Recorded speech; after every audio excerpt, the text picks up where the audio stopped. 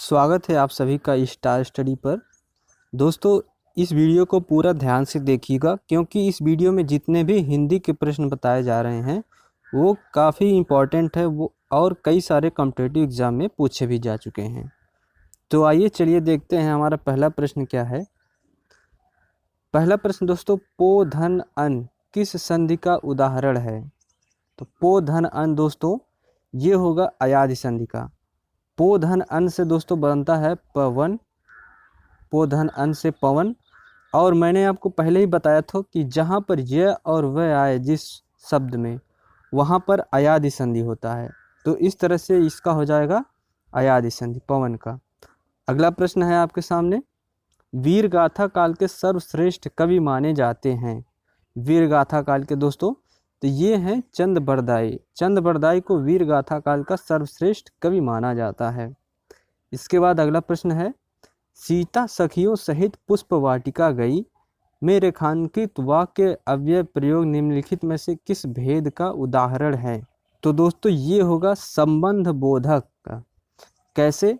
सीता सखियों संग पुष्प वाटिका गई, सीता गई है सखियों के संग गई है पुष्प वाटिका, तो इसमें संबंध का बोध हो रहा है। सखियों सहित जो वाक्य है इसमें संबंध का बोध हो रहा है सीता और सखियों के साथ, तो इस तरह से यहाँ संबंध बोधक हो जाएगा। अगला प्रश्न आता है, निम्नलिखित में से कौन सा अंतःस्थ व्यंजन है? तो दोस्तों अंतःस्थ व्यंजन कौन कौन से होते हैं? तो ये व र ल, तो य व र ल ये तीनों होते हैं अंतःस्थ व्यंजन। तो हमारे ऑप्शन में ल दिया गया है, तो इस तरह से हमारा ऑप्शन पहला सही होगा, ल होगा अंतःस्थ व्यंजन। इसके बाद अगला प्रश्न है, कश्मीर में काश्मीरी सेब सिंदूरी लाल होता है, वाक्य में रेखांकित शब्द विशेषण के किस भेद के अंतर्गत आएगा? इसमें दिया है कश्मीरी सेब सिंदूरी लाल होता है, तो विशेषण क्या होता है? जो क्रिया की विशेषता बताता है, और विशेषण का भी विशेषता बताने वालों को प्रविशेषण कहते हैं। तो जैसे कश्मीरी सेब है तो इसकी विशेषता बता रहा है लाल से, और लाल किस तरह का लाल? सिंदूरी लाल है, तो ये इस तरह से लाल की भी विशेषता बता रहा है। तो इसका सही उत्तर हो जाएगा प्रविशेषण। क्या होगा इसमें? प्रविशेषण। अगला प्रश्न देखिए, जो इंद्रियों की पहुंच से बाहर हो, वाक्य के लिए एक शब्द बताइए। जो इंद्रियों की पहुंच से बाहर हो उसे इंद्रिय जीत बोलते हैं। क्या? इंद्रिय जीत। इसके बाद अगला प्रश्न है, एड़ियाँ रगड़ना मुहावरे का सही अर्थ क्या होगा? एड़ियाँ रगड़ना, तो दोस्तों इसका होगा बहुत दौड़ धूप करना।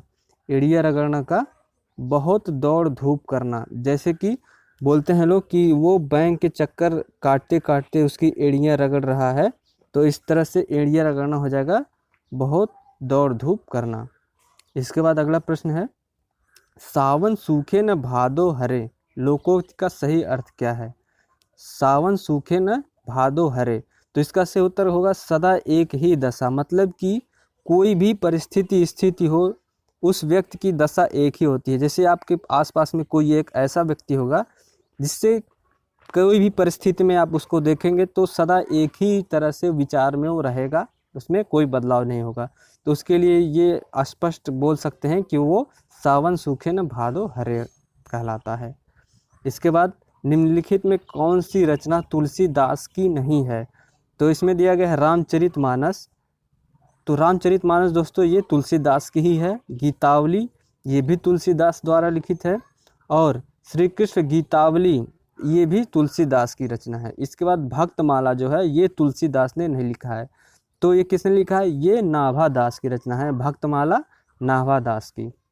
इसके बाद अगला प्रश्न आता है, हिंदी का प्रथम समाचार पत्र कौन सा था? हिंदी का पूछा है दोस्तों प्रथम समाचार पत्र, तो ये कवि वचन, उद्यत मार्तंड, हरिश्चंद्र पत्रिका और सरस्वती। तो इस चारों ऑप्शन में आपका हिंदी का जो है वो उद्यत मार्तंड हिंदी का प्रथम समाचार पत्र है। तो दोस्तों ये वीडियो पसंद आया हो तो लाइक करिएगा, स्टार स्टडी चैनल को सब्सक्राइब करके वीडियो को शेयर जरूर करिएगा। धन्यवाद।